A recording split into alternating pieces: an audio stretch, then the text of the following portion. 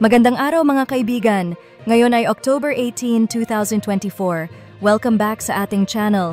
Narito tayo ngayon para sa ating weather update. Bago tayo magsimula, huwag kalimutang i-like ang video na ito, mag-subscribe, at i-click ang bell icon para maging updated sa lahat ng aming mga bagong uploads. Ngayon, tatalakayin natin ang kasalukuyang kalagayan ng panahon sa ating bansa. Patuloy ang epekto ng dalawang weather systems sa Pilipinas. Una, ang Intertropical Convergence Zone ay nagdudulot ng pag-ulan sa bahagi ng Mindanao at Palawan. Dito, nagtatagpo ang hangin mula sa North and South Hemisphere na nagiging sanhi ng pagtaas ng pag-ulan. Samantala, mayroon ding eastward flow mula sa Pacific Ocean na nagpapataas ng posibilidad ng pag-ulan sa silangang bahagi ng Luzon. Sa kasalukuyan, mayroong low-pressure area na nabuo sa karagatang Pasipiko na matatagpuan sa higit 2,000 kilometers silangan ng Silangang Visayas. Sa loob ng susunod na 24 oras, hindi ito inaasahang papasok sa ating Philippine Area of Responsibility, PAR, at hindi rin ito inaasahang magiging bagyo. Para sa Luzon, asahan ang bahagyang maulap hanggang maulap na kalangitan sa Cagayan Valley, Aurora, Quezon at Bicol Region na may mga pulo-pulong pag-ulan at pagkidlat-pagkulog lalo na sa hapon.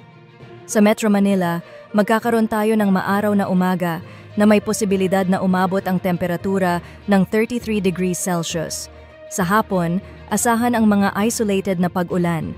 Sa Palawan, ang southern portion ay magkakaroon ng maulang panahon dahil sa ITCZ, habang ang mga northern bahagi ay maaaring maging maaraw sa umaga na may mga pulo-pulong ulan sa hapon.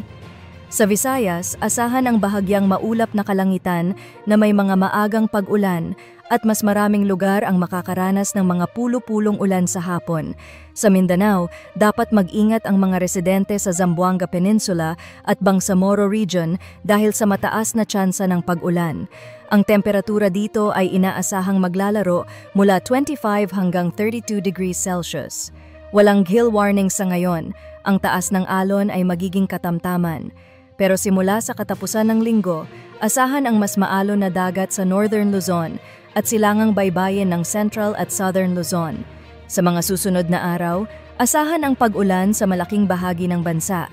Ang ITCZ ay maaaring magdulot ng isa pang low-pressure area na posibleng pumasok sa PAR ngayong katapusan ng linggo. At iyan ang ating weather update para sa araw na ito. Huwag kalimutang i-like ang video na ito at mag-subscribe sa ating channel para sa higit pang updates. I-click na rin ang bell icon para lagi kang updated sa mga susunod na balita. Salamat sa panonood at hanggang sa muli. Ingat kayo mga kaibigan!